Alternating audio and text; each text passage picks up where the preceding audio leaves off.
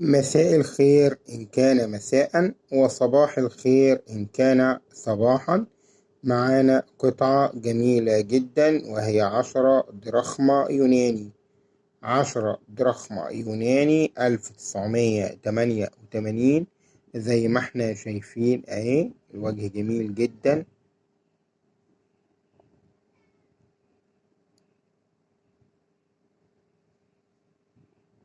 10 دراخما يوناني 1988.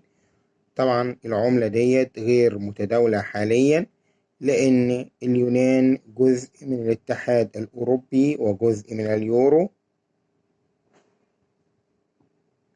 وتتعامل حاليا باليورو. اليونان طبعا دولة مؤسسة في الاتحاد الأوروبي والاتحاد اليورو، دولة عظمى اليونان طبعا.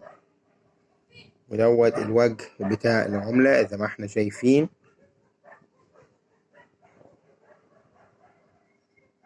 10 دراخما يوناني 1988. عملة جميلة جدا. هنشوف مع بعض الوجه التاني للعملة. احنا كل عملة زي ما احنا عارفين ليها وجهين. نشوف مع بعض الوجه التاني. الوجه التاني للعملة هنشوفه مع بعض حالا. طبعا دي صورة لأحد الفلاسفة اليونانيين، هو الفيلسوف اليوناني ديمقراطيس.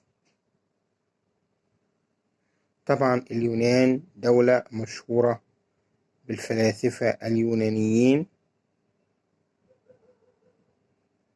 دولة عظيمة خرج منها فلاسفة عظماء.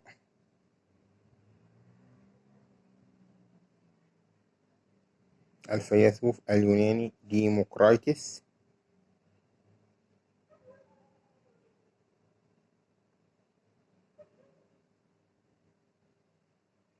أنا مش عارف منطقه صح ولا غلط.